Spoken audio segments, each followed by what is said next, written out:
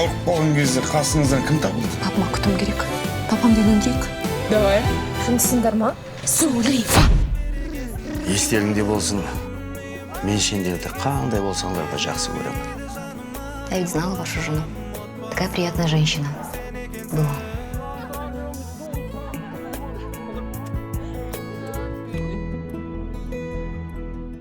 Сәлем, құрметті достар. Сіздермен бірге мен Жазира Еркін және әдеттегідей Қызым фильмнің подкастының кезекті шығарылымы. Біздің каналға тіркеліп, лайк басып және пікірлеріңізді комментарийге қалдырыңыздар. Ал бүгін менде қонақта тяжелая артиллерия отыр. Ақсақалымыздан бастаймыз ба, достар? Ассалаумағалейкум. Бізбен бірге Ғаділбек Жаңай. Қош келдіңіз, аға. Қош көрдім. Жылама жаным, кінәламаған. Талай жыладық қой, жасымызға жетпей. Және тамаша актриса өзімнің жақын құрбым. Ұлболсын Шалқарова. Сәлеметсіздер ме? Мен сүйікті актрисам. Жаным, рахмет. 2021 жылы мен сүйікті актрисаларым қатарына қосылған кісі. Керемет. Мен сүйікті блогер. Күшті бал жинап деген балдар жинап. Айтатын әңгімелер ұнайды. Енді бүкіл Қазақстанға сүйікті болып үлгерген блогер, актриса, көпбалалы ана Сабиркин. Иә, Сабиркин, осындай прическаға қалай келдің? Ойбай, басқа тақырып айтайықшы. Бүгін енді Қызым фильмі туралы әңгіме өрбітеміз. Негізі барлығымызға жақын тақырып деп ойлаймын. Сізге де, Ғаділбек аға. Сіздің қанша қызыңыз бар? Менің 2 қызым бар. 3 қыз бар үйде. Біреу келіншегім, сосын 2 қызым бар, құдай берді. Біздің фильмде тура сондай. Бірақ кішкене жалғыз басты әкенің 3 қызымен қарым-қатынасы туралы, әкесіне жар іздеп, соның жалғыздығына қатты алаңдаушылық білдірген қыздардың оқиғасы туралы. Ол жайлы толығырақ енді фильмнен көресіздер. Спойлер болмасын дейсіз. Иә, спойлер болмасын. Енді жалпы мынандай нәрсе бар ғой. Ер адамдар қыз бала дүниеге келген кезде өзгереді дейді. Сол қаншалықты рас? Жұмсарады дейді, иә? Иә, гибкий болады дейді ғой. Жалпы ана қыз баланың үйде жүрген ең бірінші бір күшті оқиғасын айтайын. Бір күні осылай жұмысқа шығып бара жатырмын да, сосын қызым, үлкен қызым қарақат бір 2-3 демек кішкентай. Сөйтіп анау аяқ киім киейін деп жатсам, кішкентай саусақтарымен мына аяқ киімнің несіне салып тұр ғой, анау Арт жағын ба? Ложка болып тұр ғой саусағы.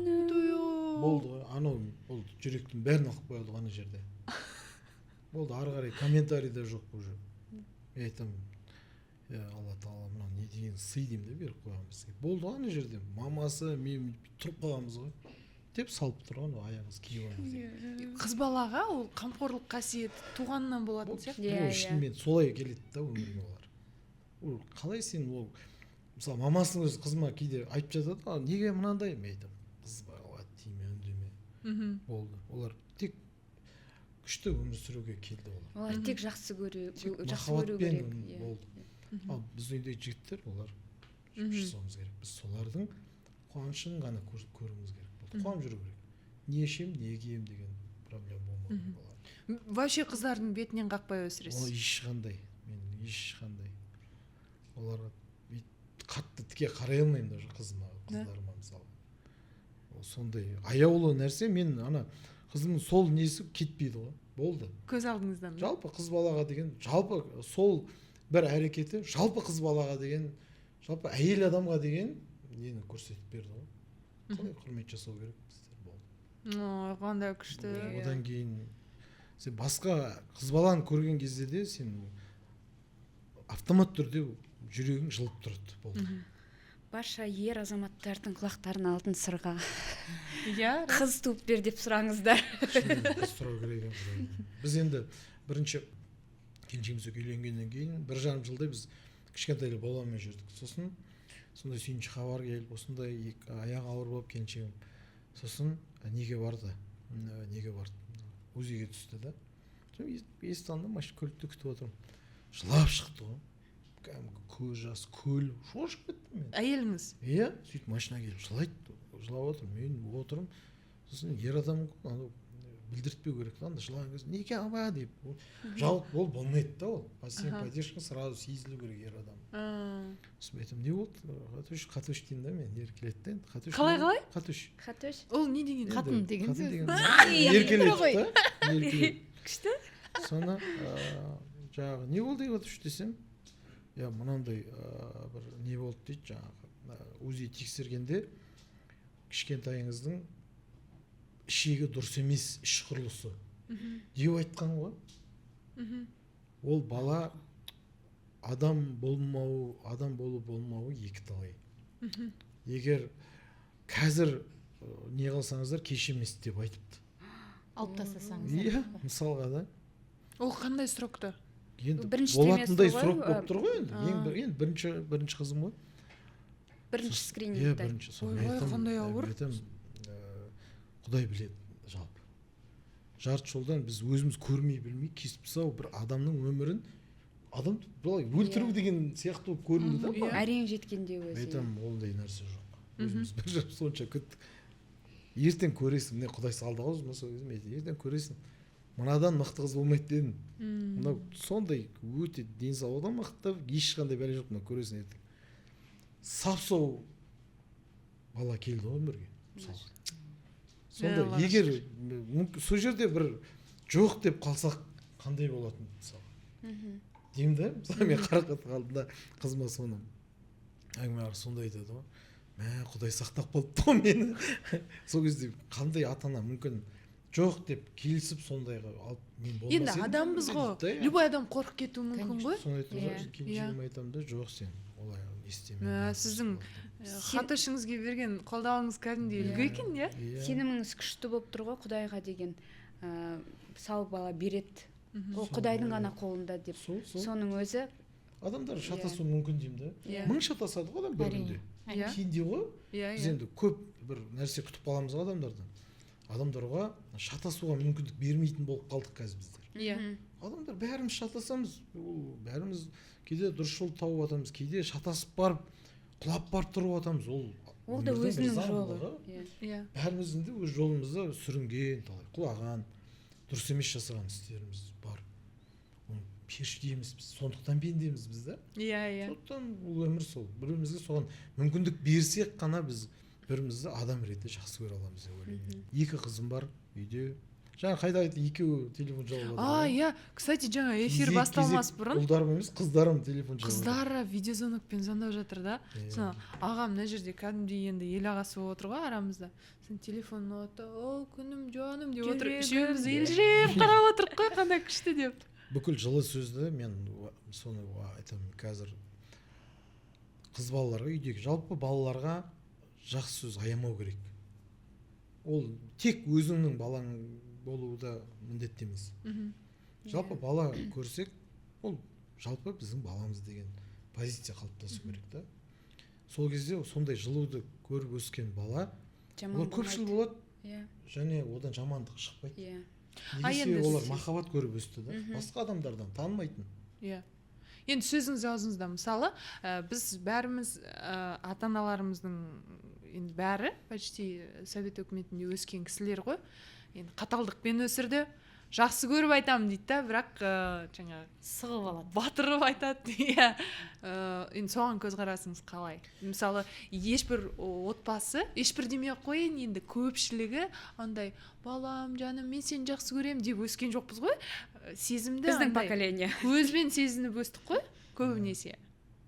Мен ойлаймын, әр уақыттың өзінің адамдары бар. Олар тапсырыс берген жоқ өз замандарына да. Біздің әке-шешелеріміз. Мен мысалға бір ғана мысалын айтайыншы, менің әкем иманды болсын. Ол кісі бала кезде мектебі 5 шақырым жерде болған. Өзі жетім бала. Өзіңіз есептей беріңіз. Кішкентай мектепте оқитын бала. Таңертең кетеді, үйінде жалғыз анасы бар. Кетіп баратқанда тұзақ құрып кетеді екен. Ойлаңызшы, тұзақ құрып кетеді. Надежде бір нәрсе түсіп жату керек ода кешке. Ештеңе жоқ, үйге алып келеді. Ойлаңыз. 5 жасар бала. Кішкентай мектеп баласы ғой, 6-7 деш. Сонда сабақтан келатқанда әйтеуір бір нәрсе ілініп жатады дейді. Сондай заманда өмір сүрді. енді өзіңіз ойлаңыз қазіргі уақытпенен Иә, сол заманды да Иә. сондай заманды көріп өскен ана әкелерімізді сол кезде мынандай жағдайлар болады. Мысалы анасы бар үйде, әке жоқ, мысалы соғыстың кезі дейікші мысалы да, Иә. анасы баланы аяққа бүйтіп неге байлап кетеді екен, таңда жұмысқа кеткенде жіппен. иә Ол жұмыстан келгенше ол бала үйде. Ойлап көріңдер, қазір қандай ол уақыт, Елестету қиын ғой негізі. өтірік те ол бізге уже 70-80 жылдың өзінде уже бізге өтірік болып жатыр. Сондай көріп өскен бала, олар менің әкем мысалы жаңа әкенің көрген жоқ, қандай тәрбие ол, не ол жақта қай жыл екенін білмей өтті мысалы. Нақты қай жыл өмір келген. Енді қалай ренжуге болады мен түсінбеймін. Жалпы ата-анаға қалай ренжуге болады, қандай болмасын. Сіз жас күніңізде ондай бір ренжіштер болған жоқ па, наразылық? Жоқ. Мені бүйтсеңдер болатын еді ғой деген сияқты. Ешқандай жоқ. Сіз случайно Шалкемпірдің баласы емессіз бе? Менің әкем, қараңыз, біздің үйдің кенжесі Мұхтар інім, ол Алпысбай. 60 жасында туылған. Иә, менің біздің әкеміздің бірінші әйелі қайтқан ертерек, сөйткенде үйленбей жүрген біраз уақыт. Сөйткенде бізді өмірге алып келген анамызға екі жақтың ағайындар қосқан солай бір-біріне. Аралары 27 әкем. Енді былай. Нақты неше жыл? Сол жоба, сол 27. 1927. Енді ойлай беріңіз. Анам 44 жылғы. Так. Енді қараңыздар да, мысалға ол қанша жылдан 27 кейін? жас па арасы? 13-17. 17 жас. Иә, 17-16-17 жас арасы. Енді сол кісілердің біз балаларымыз. Иә. Менің 87 жылғы інім, енді 27-87, Алпысбай. Қандай? Бәрі айтады бізге шалдың баласы емессіз ба деп. Шалдың баласымыз ба, тікелей баласымыз деп айтады.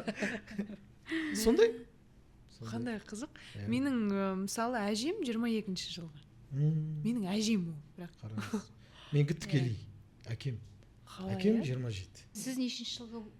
Мен 82-мін. Сіз де біразға келіп қалыпсыз ғой деймін. Шынымен де Аллаға шүкір. Жалпы бізде сосын қоғамда мынандай бір нәрсе бар да, енді қыз туралы бастадық, бірақ жалпы енді мына тақырып келіп жатыр ғой. Біздер бір мына дүниеде бір қатты жабысып қалған бір дүние көп та, қимай қалатындай. Былай қарасаң қатты еш нәрсе жоқ негізі. Абай атамыз айтқандай, жаңағы дүниенің бәрі менікі деп ойлаймыз, бірақ менікі дегеннің бәрі оныкі деген. Сол болды. Иә. Болды, сондықтан мына өмірде мен жалпы түсінгенім болды, пайдалы болу. Жаңа сен айттың ғой, ағатай, бір қолыңыз тисе. Мен айтамын, ниетімді жөндеуге тырысып жатырмын. Мен барғанда я Құдай жақсы сөз сал, пайдалы болайыншы болды. Болды. Ана жерде Жазираның осындай аты бар ғой, ертең жоқ, ондай нәрсе бәрін алып тастау керек, сонда шынайы келесің да, болды. Іште күтпейсің Жазира, ертең жоқ. Ең бастысы Қызым деген кино. Қызы барлардың жоғы болса қыз нәсіп ететіндей, сол көрген адамдардың барлығына қыздарының қызығын көрсін деген ниет бізде. Бәрі менікі деген, ол менікі емес, оныкі деген. Сол менікі деп жабысқан нәрсені Құдай тартып алады екен. Ол сынақтар бар негізі. Иә, мен көзім жеткені, меншіктеп алған нәрсеңді Құдай алып қояды. Түсіндіреді. Ол сенікі емес, айналайын. Енді қатты жақсы көрсең, сонымен сынау мүмкіндігі көтеріледі деген бар ғой енді. Ана қатты жабысып керегі жоқ та бір нәрсеге. Ол біз меншіктей алмаймыз бәрін. Шынында да.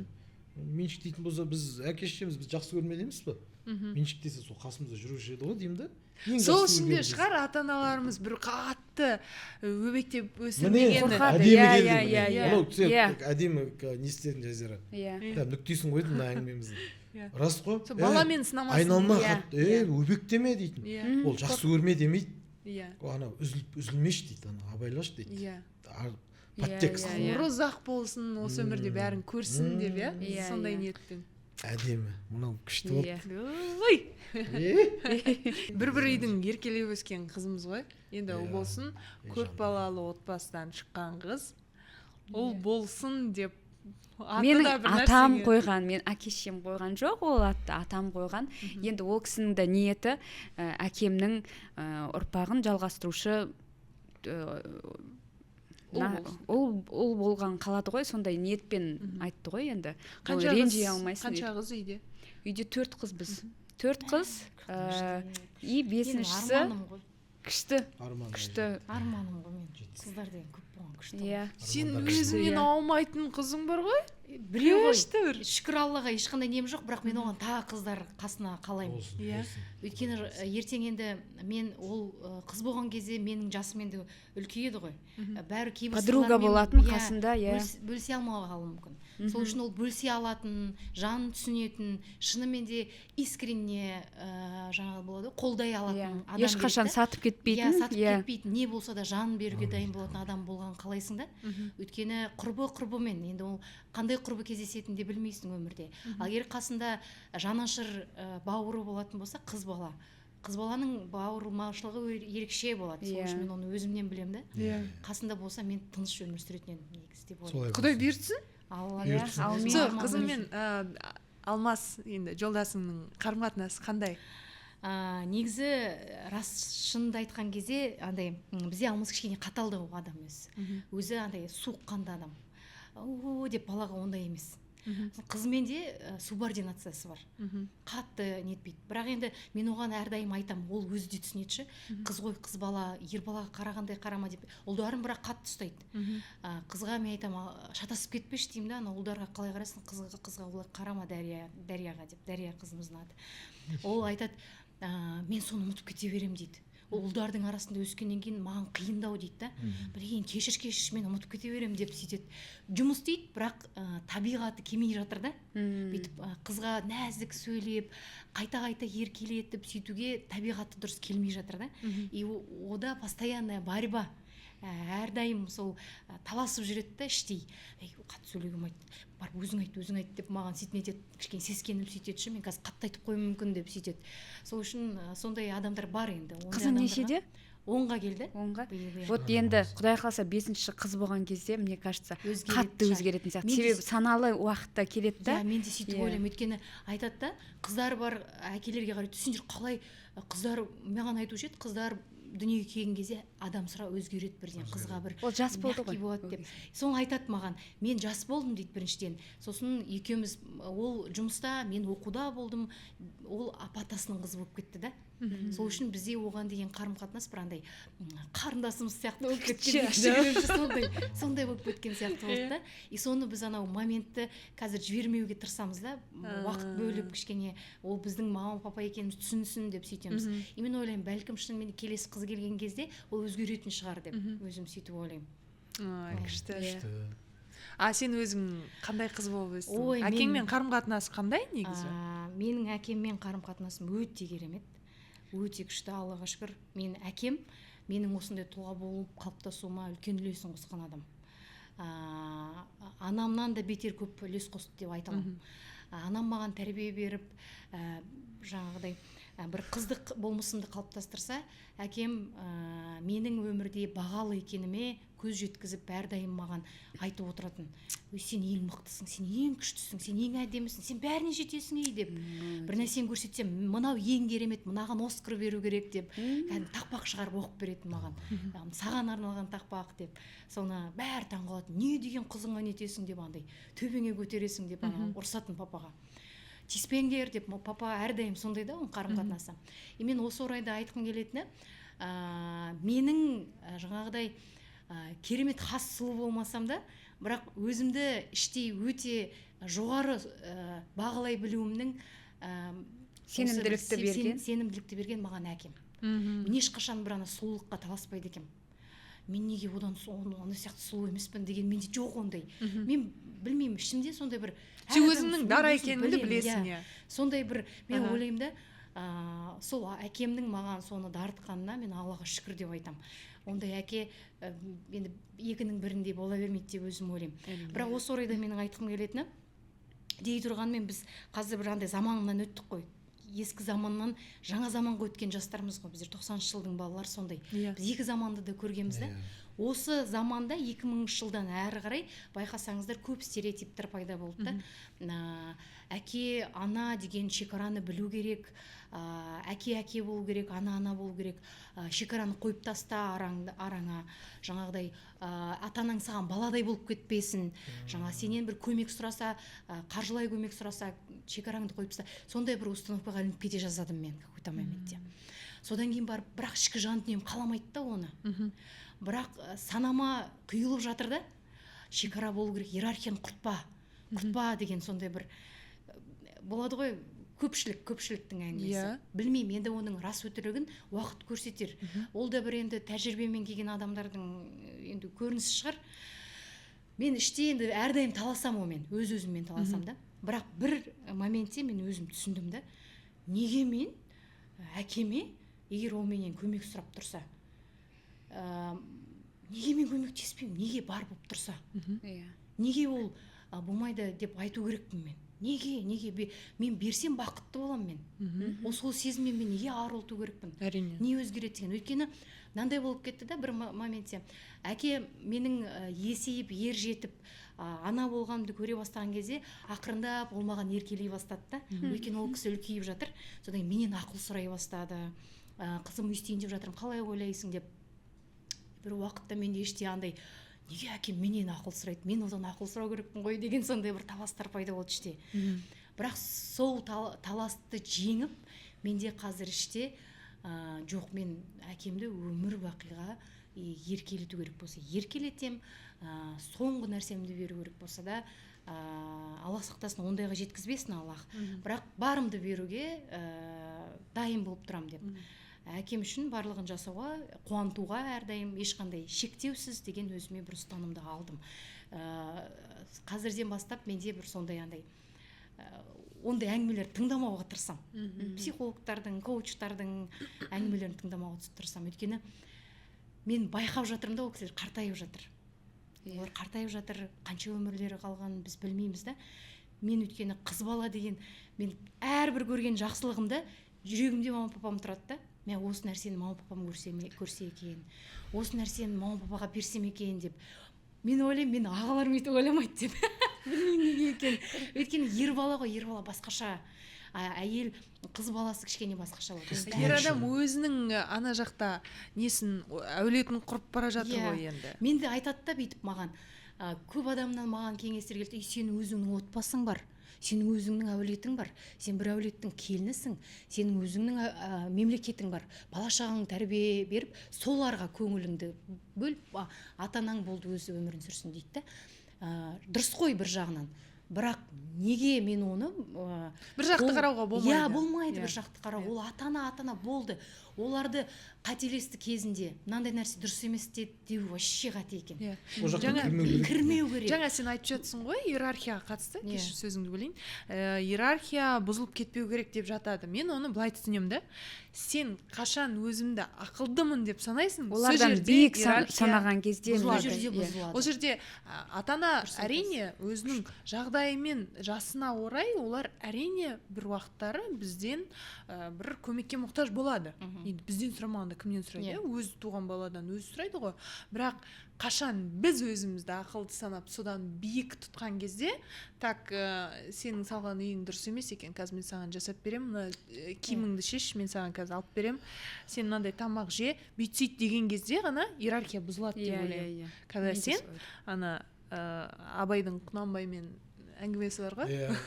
Абайдай бала. Сол сияқты ғой, енді қашан біздің көкірегімізге нам піседі, сол кезде иерархия негізі бұзылады.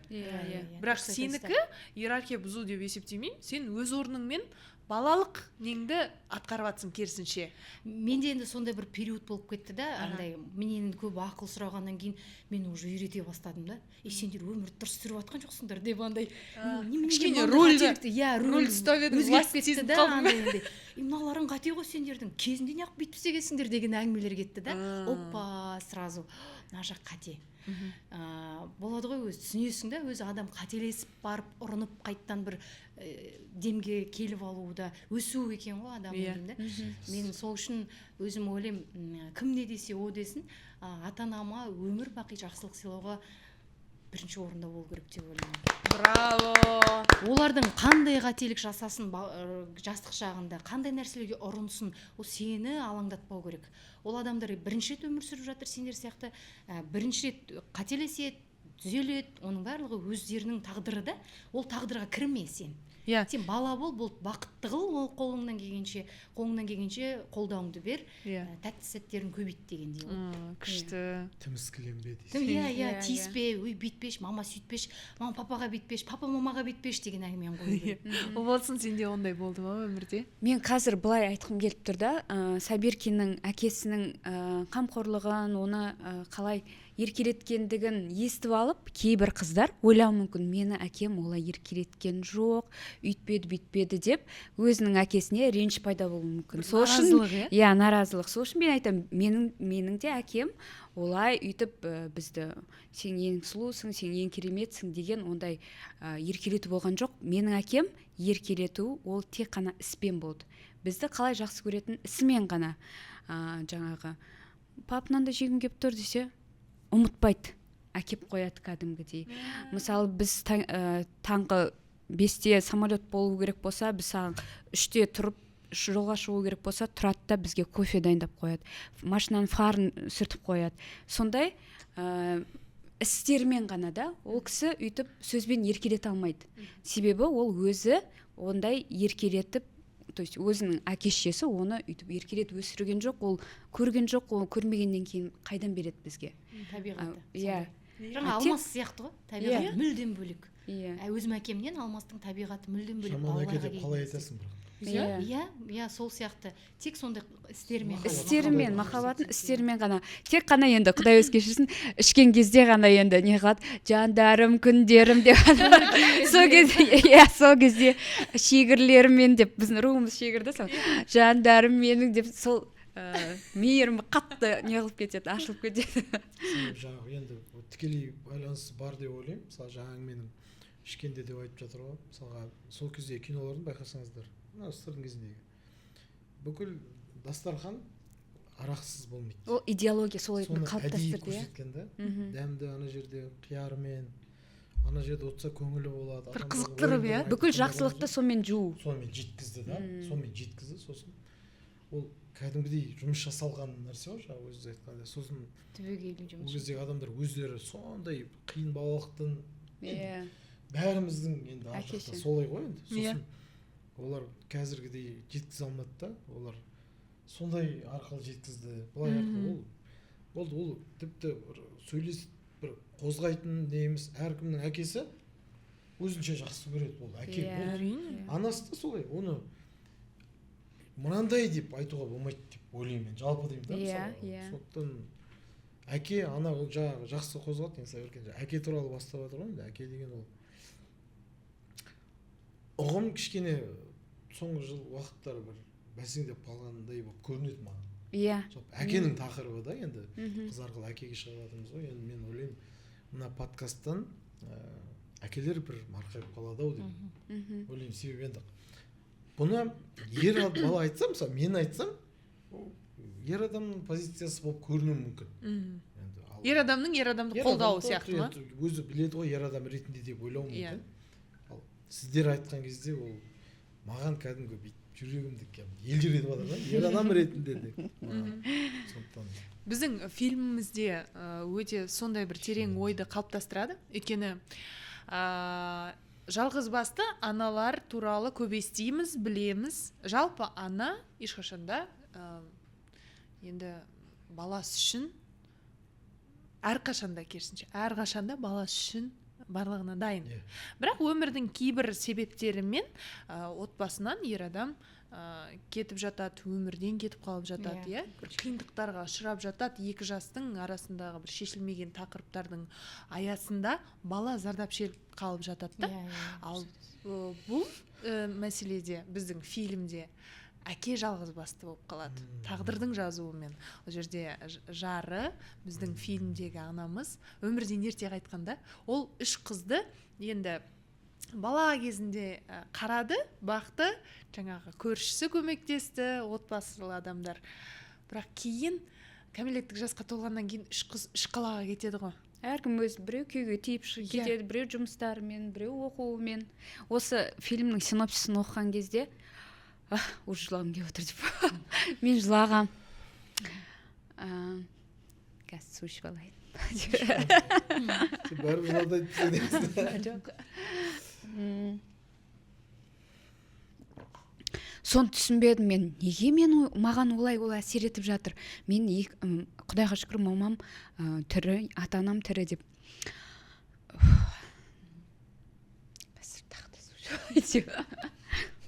Может, Шелек су бересіз ба?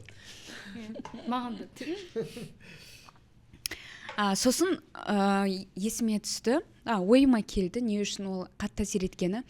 2020-да, енді пандемия кезінде көбісі ауырды. Соның ішінде мен де анам ауырды.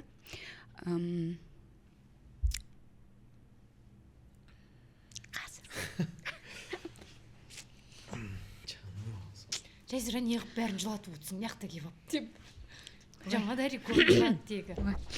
Дарикон жылады ма? Жылаған. Болды, жыламаймын. Сол кезде мен мамам да ауырды. Врачтар айтты, енді дайындала беріңдер деп.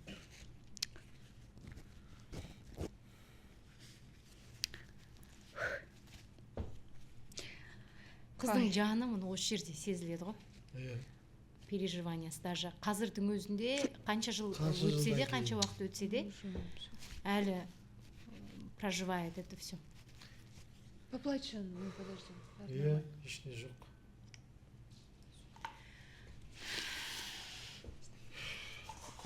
Ой, үйтіп жылайтын нәрсе емес негізі деп.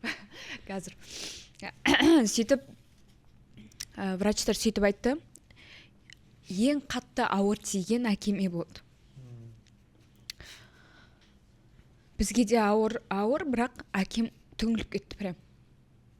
Сол кезде әкем қатты түңіліп кетті де, сосын айтады, жарайды, сендер күйеуге тиіп кетесіңдер.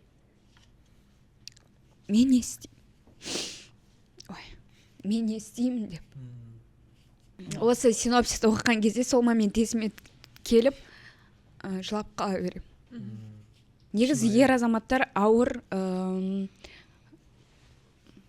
қабылдайды әйелі ерте өтсе өмірден негізінде. Ең қиын ер азаматтарға. Әйелдер әрі қарай өмір сүре береді, күйеулері қайтып кетсе, мысалы, Құдай сақтасын енді, балаларына көңілі бөлініп, әрі қарай балаларын тұрғызып, ал ер азаматтар өте шашылып қалады. Осы орайда мен әрдайым Алмасқа айтамын да жолдасыма. Аллах бұйырса екеуміз қартайып бірге бір жастықта ертең бір 90-80-90-ға келген кезде менің бір қалауым деймін да, бірінші сен кетсең екен деймін ғой. Сосын ол ренжиді, неге мен деймін, бірінші мен кетем дейді да. Сонда мен айтамын да, сен қалай менсіз, сен ешкімге керек болмай қаласың ғой деймін да. Енді балалар болады, бірақ все равно ер адамға өте ауыр. Басқаша әйел адам, ол әйел да, жаны тіршілікке бар да, ол өзінің чайын қойып, тамағын істеп, киімін үтіктеп, жуып жүре береді, өмір сүріп, немерелеріне қарап. Ал ер адам қайтеді. Оған ол бала-шағасымен, келінімен тұрса да, оның жаны жалғызсырап қалады. Шай қойшы дейтін адам болмайды, ол келіне бүйтіп айта алмайды бәрібір. Ол деген кәдімгідей жаман, ол ойлайды ер адам, мен де кетсем екен деген уже сондай ойға тұнып кетеді. Сол үшін мен айтам, бірінші сол еркеміз Аллах бұйырса қартайып бірге 90 жасқа келіп жатқан кезде менің қалауым сен менен ертерек кеткенің деп айтамын. Енді қазір заманауи психологтар былай дейді.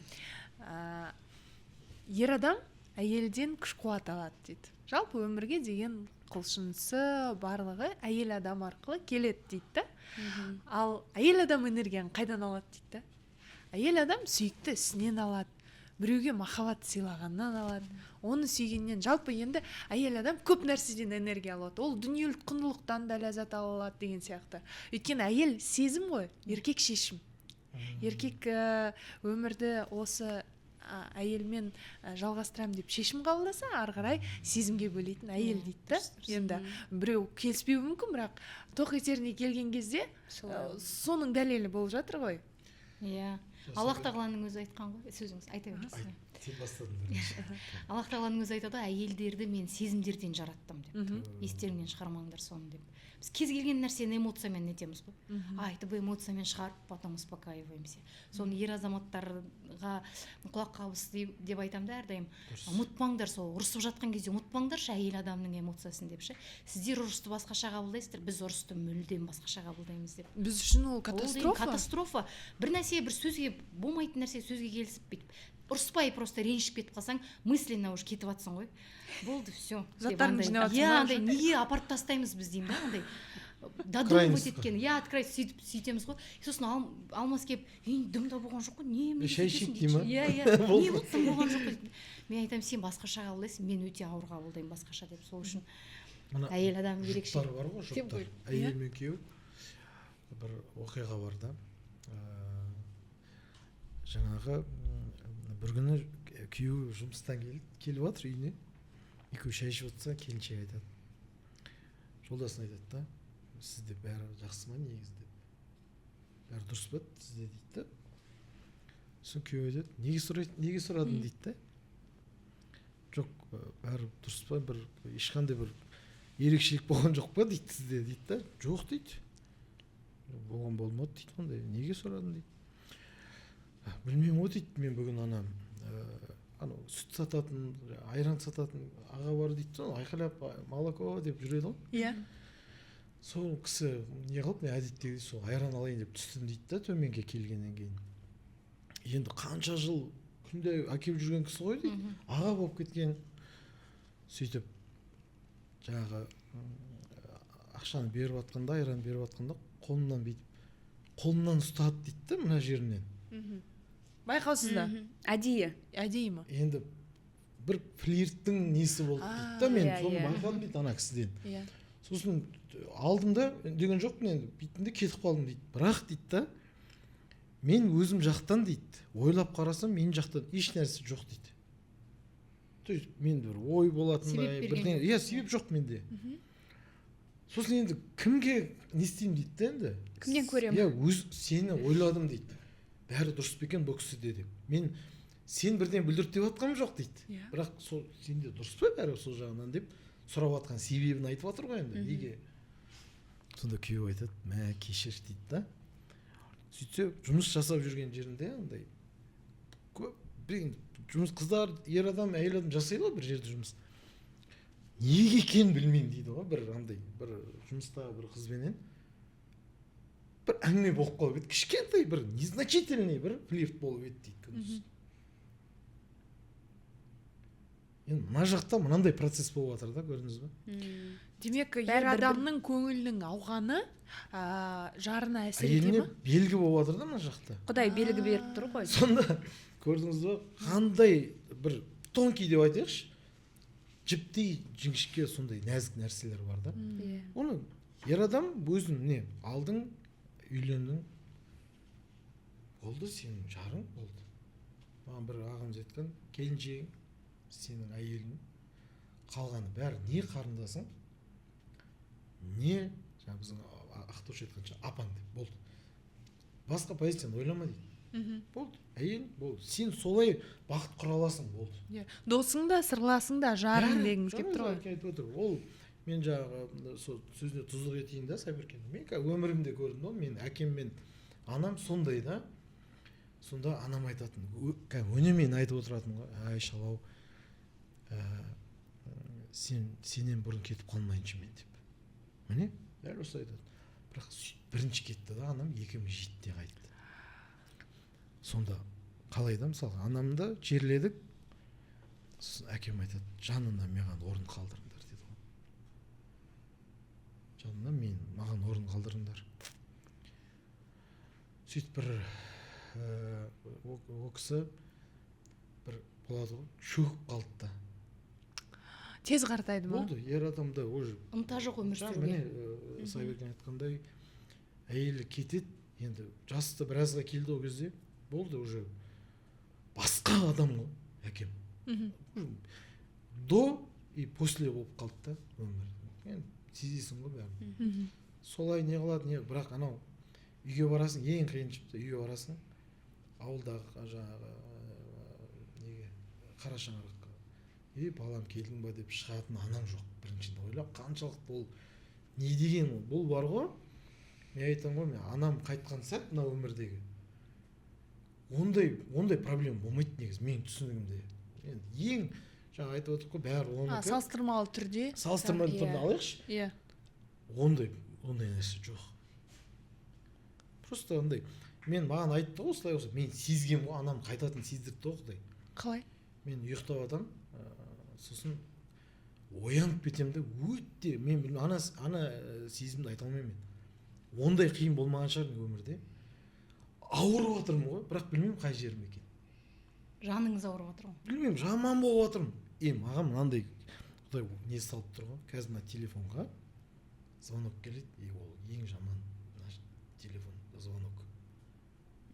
Сезіп қойдыңыз? Сезіп тұрмын мен. Бірнеше секунд болды, телефон звондайды ғой. Звонок келіп жатыр, бір неизвестный номерде шығып тұр. Аламда ананы жастықтың астына тығып қойып отырмын. Гудок кетіп жатыр, не болып жатыр, вибрация беріп жатыр. Толық бір звонокты өткіздім мен. Біліп тұрмын, анау жаман звонок. Естігіңіз келмейді. Естігім келмей жатыр. Екінші звонок келіп, мен алуым керек, мен бәрі одан қаша алмайсың ғой, болды. Ол звонок келеді ма, басқа біреу келеді, әйтеуір келеді ол хабарсыздан. Алло деймін ғой. Әділбек, қалайсың? Мен осындай ағаңмын ғой дейді. Бір анам кішкене ауырыңқырап қалды, бірінші немен жетті. Жарайды, сен күтеміз деп болды. Біз сені тіке айтпайды ғой енді. Иә. Сол сәттен мен билет алғаным, ол жақта нағашы ағам тұрды, сол үйге барыппын. Ол үй кешке дейін мен әңгімелескем, отырғам, шай ішкем. Мен одан кейін бір досым шығарып салған мені. Мен аэропортта біраз адамдармен сөйлескем. Мен самолетте бір адамдармен қасында отырып әңгімелесіп барып, оны артынан мен естіп отырмын. Мен есім қай уақытта келді айтайын ба? Үйге барам, үйдің жаңағы биіктен шыққанда біз үй көрінеді, киіз үй тігіп қойған ғой. Сол кезде мен ояндым ғой. Ойлаңыз, бір күн мен есімде жоқ, памятте жоқ. Туманияда. Ауыр болған соң ми неғып тастаған ғой, өшіріп тастаған ғой. Жоқ қой менде. Сезімдерді. Мен қызыға кездескен адамдар айтады, өте көңілді болды дейді.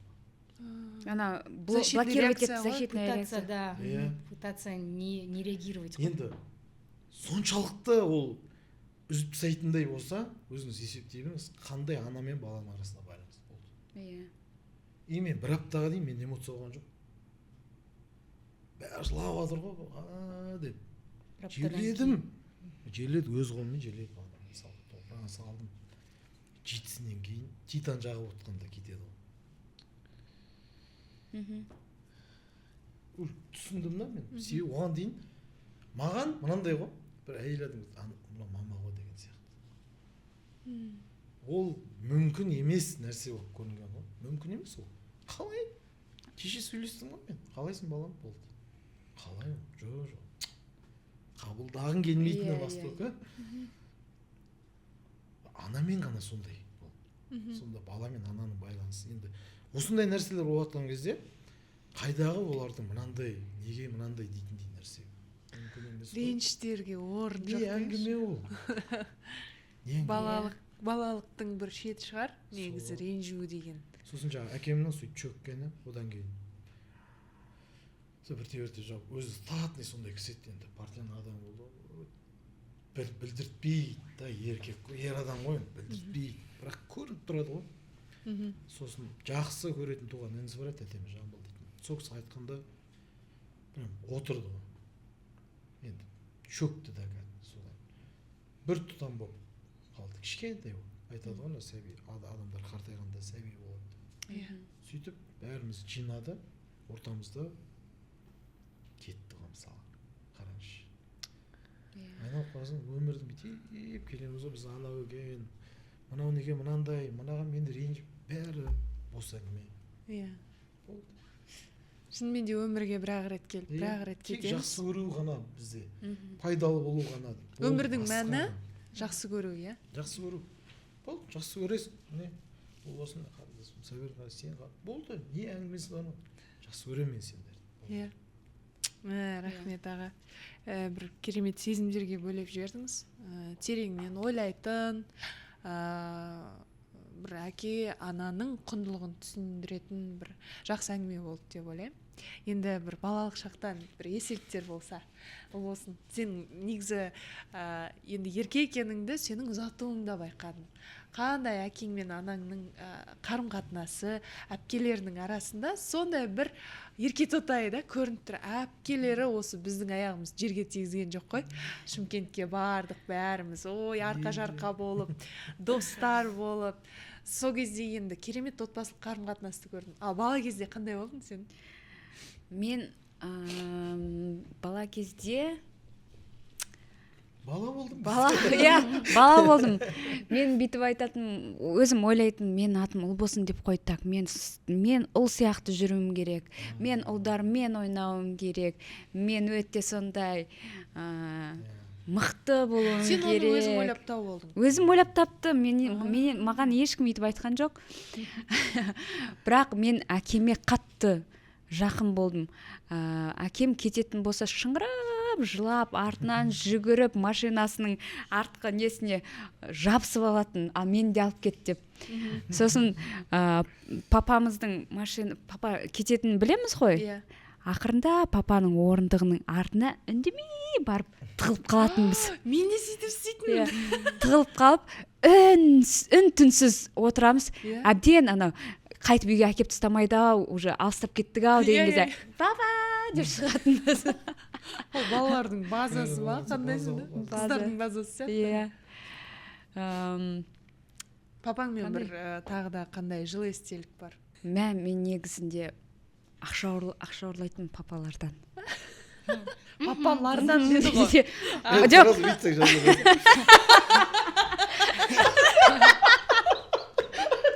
Телефоны кішкентай, енді типа сейфтан папалардан деген, енді касса бір ғой, ол бәзе осындай бірдеңесі бар ғой. бүйтетін жаңағы шайдың темір несі бар емес пе, сыртына ақша салып подвалдың астына қойып қоятын. Сосын мен 4-ші сыныбымнан бастап, үйдегі ақша болыпты ғой қайта. Бай тұрған екенсіздер. Қайта бай тұрыпсың. Ұрлайтын ақша болған жоқ мысалы. Әйтпесе неге ұрламасқа? Неге көрмеске оны да. Сон 4-ші сыныптан бастап мен музыкалық мектепке, рай-центрге баратынмын да. Музыкалық мектепке барыпсыз. Маған фортепиано алып Ойбай, не Құдайға шүкір, бірақ шынымен де сол кезде қымбатқа караоке центр алып берген бізге. Ойбай, болды деп андай. Болды құрсын. Болды, үшіде тоқтап. Мақтануға келген ба? Не сол? Байдың қызы екен ғой. Бәсене киноға түсіп жүрсің, байдың қызы екен ғой деп андай. Сөйтіп жаңағы нені сейфті ашатынымда 200 теңге ол кезде деген кәдімгідей ақша негізінде. Проезд 5 теңге болатын. 200 теңге жай бүйтіп алатынымда қайтып салып кетемін ғой мектепке, жаңағы музыкалық мектепке. Сөйтіп бара жатқан кезде базардан өтем мен. Базарға кірем да, шоколад сататын жерде каждый шоколадтан бір-бірден алам. Анадан просто не ғой? Түк көрмегендік қой. Түк көрмегенің осы болса? Каждый. Бізді не болып отыр? Біз ше сонда. Жоқ, түк көрмегендік, енді бүкіл шоколадтан бір-бірден алам да, енді мен шоколад қатты жақсы көретін. И сөйтіп ананың бәрі маған сыймайды ғой. Бір-бір тістеп тастаймын ғой, просто бәрін жеуім керек қой. Улик алып қалдырып кетуім керек қой. Сонымен көп тиын қалып қалады еще ол 200 теңгеден. Сонымен жаңағы неден маршруттан түсем да, үйге баратқан кезде енді мына ақшаны қайдан алдың деп айтады ма деп қорқып жолдан тастап кетемін. Шашып. Мынауың жынды екен ғой? Мама, папа, кешірім сұраймын. Ең болмаса класстастарына таратып берсе не? Біреуге ұстатып естіп қояды ғой оны, сосын мұғалімдер айтады ғой. Сен таза мошенниксің ғой, аферист. сондай Олжас, ұялатын айналайын, жатын бар. машине Абайла. келген міне жаңа схема. Балалықпен ғой енді ол кезек. Одан Плюс кейін схема ақша ма? ұрланмаған. Сондай. Мен әлі күнге дейін айтпағам әке-шешеме. Енді айтып тұр. Аға тәте. Үйге кіргізбей қойса. Блокқа тастаса. Ақшаларды ұрлап кететін деп па әлі. Қайтарайық 3 теңгемізді деп. Негізі енді қызық қой енді бір Күшті да бала жағынан. кездегі бір қызықтар Сіз бар. ше, Сабирка? Сіз қанша ұрладыңыз? ұрлайтын болмады бізде просто. Бізде вариант болмады. Ары кетсе кәмпит пішіне. Менің қатты есімде қалып кеткені, негізі балалық шақта көбінесе папа жұмыста жүретін. Түздің адам болды да, көп көрмейтінбіз, солай болды. Бір көрсек бірақ нететін. Өз папа андай өте оратор кісі да, сөзге сондай бір нәрсені айтқанда елестетіп жүресің кәдімгідей. Өте асыра сілтеп Ауызбен айтатыны кино бар. түсіретін Иә, кісі, иә, да? тура сондай адам. И сосын бәріне өз андай, мен саған бүйтем, саған деп айта беретін өз. Айта береді. Сол маған да Творческий адам болған ғой. өте творческий адам негізі. Просто сол өмірдің бір тәлкегімен творчестводан кетіп қалды да. Енді өзі. есесіне саған Иә, берген. иә, Аллах сол маған жинап берген. саған не Иә. қылған ғой. Соны айтады. Маған айтады, есімде әлі күнге дейін мен даже түн уақыты қай жолмен кетіп бара жатқанымыз есімде қалып кеткен соншалық. Мен саған дейді, моя маленькая фея деген набор алып беремін дейді. Білесіңдер ма сол заманның набор, мынандай набор, ішінде шампуні бар, сабыны бар, тағы бір нәрселері бар. Иә, Ойбай, сендер де жақсы тұрғансыңдар. Жоқ, тыңда, құрсын, тыңда. Алып берем дейді. Оның ішінде анандай бар. Розовый андай бар деп күштілеп тұрып айтады ғой, әдемілеп. Ана феядан да әдемі қылып Иә, мен уже елестетіп Сен отырмын уже ананы. жуыватсың ба? Иә, уже соны әлі күнге дейін алып берген жоқ маған. Алып берген Алып жоқ. берген, ұмытып кетті, айтты да сол сәтте ұмытып кетті ғой. Тойып қалдың ғой. Бірақ Мойындасай, Иә. тойдың ғой. соны мен бар ғой, гештальт болып тұр ғой. гештальт болып әлі тұр ғой менде миымда. Сенен фея жасаған ғой. Соны папам айтады ғой, бір күн алып бермесем сол феяны бетіме баса бердің ғой деп айтады. Жарасаға. Алып беріңізші. Сөйтіп айтқан әлі есімнен кетпейді. Әлі күнге дейін папаға ойнап айтамын. Қайда мен маленькая феям қайда деп айтамын ғой.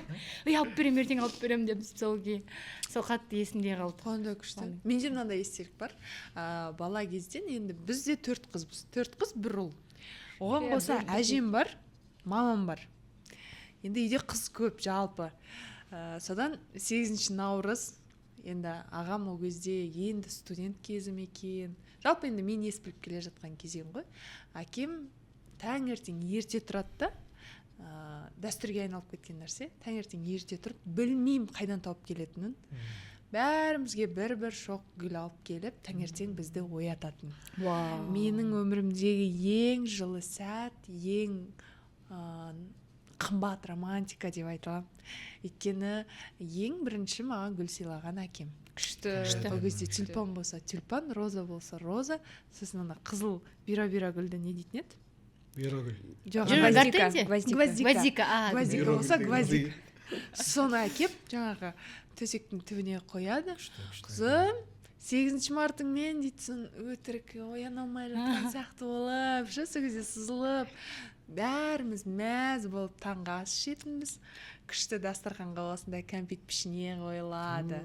Жаңағы шай, нанға май, бетіне қант сеу жіберіп бітті ғой. Түске дейін сен сол үйдің патшағарысың ғой, бәріміз бүйтіп. Күшті болып түске қарай мама екеуі қонаққа кетеді. Біз не істейміз? Праздник, это самый классный день ғой. Телевизор көрем десем де көресің, дауысын қатты шығарып көресің. Енді сол кездің роскоши ғой. Далаға шығып ойнап келесің, ешкім сені неге шақырмайды. Свет кетіп қалатыр деген ешкім айтпайды. Иә. Бүкіл бөлменің светін жағып тастады. Бәрін шашып сөндіріп деп. Иә, бір сондай күшті естелік бар. Жалпы әкеммен естеліктер өте көп екен, былай қарап тұрсам. Бізде папам бүйтетін, біз тұрардан жарты сағат алдын майский мед бал алып қоятын да, йод деген. Йод жағатын біз. Жаным, декретте отыр ғой, декретте отыр. Иә. Бүкіл әңгіме йод. бір чайна ас қасық қой Иә. жоқ Иә, шай чайная Иә. ложка ас қасық па шай қасық. шай қасық ой кішкентай қыз. бір шай қасық біз ұйықтап жатқан кезде Күліп алайық бұл жерде. тәтті Күшті болып отырсың андай. Иә, әдемі болады. Декреттің гүлі бұл.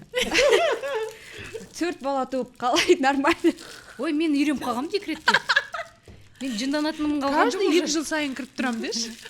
жоқ мен әлі есімді жинай алмай жүрмін ғой біреудің Сабыркене батал көріп, ем салып Иә. беріп. Біз тұруымызға жарты сағат қалған кезде бізге бір шай қасықтан аузымызға бал салып кететін.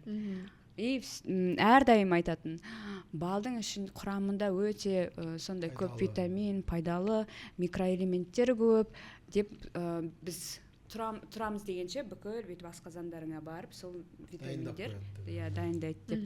Сондай жағынан мен әкем өте заботливый. Бізге бар ғой. Мына жер айтуға бола ма? Айтшы. Жыланнан сорпа жасап беретін. Ол қалай? Менен бар. Жыланның сорпасы, Бәріміз Сабырге қарасақ қой.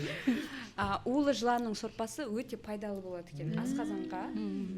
Бір не есімде қалып кетті, сөйтіп өзі ұстап алып келетін да жыланды. Сол жыланды ыстық суға салу жерсе, Су жылан ба? уы бар жылан. Жоқ, су жыланда У у жылан. жоқ па? У жылан суда жүрмейді. жыланда у жылан жоқ. Ой, у жоқ. Су жыланда у жылан жоқ, у жыланда су жылан жоқ. Су болса у деп сөйтіп. Су жыланда, у жылан жоқ. Өзі и так миясы. Не қылдың Жазира, не қылдың?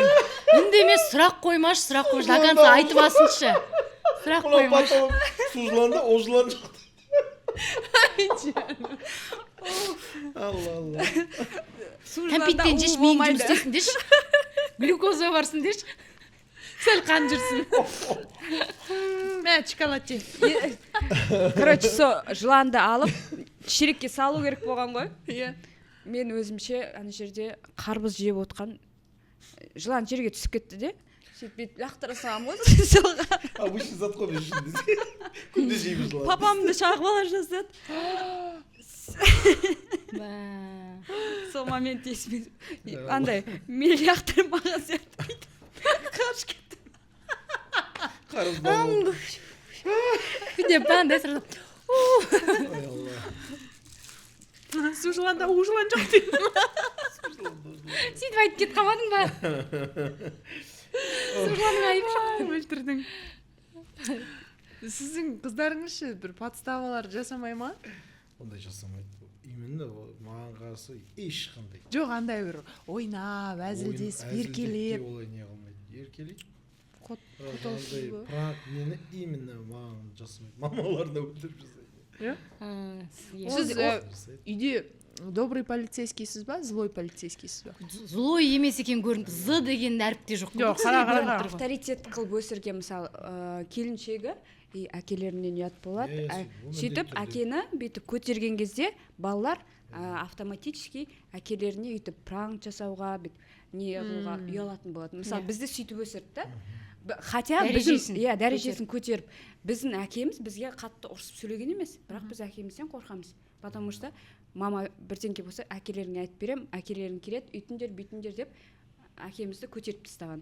И әкеме де рахмет айтам. Әкем бізге анамызға деген қарым-қатынас екеуі бір-бірін көтеріп отырады біздің алдымызда. Бізде сондай. Дұрыс қой, негізі өте дұрыс. Сол үшін біз әке-шешемізге қарай қарсы сөйлей алмаймыз. Мысалы анасы ұрсып жатса балаларға, балалар енді мама деп атады ғой. Былай кезде балаларға айтамын, сендер жақсы көргеннен жасайды ғой. Мамаң айтса тыңда деп па? Иә. Тыңдасаңдаршы болды ғой, ешқандай жоқ қой деп.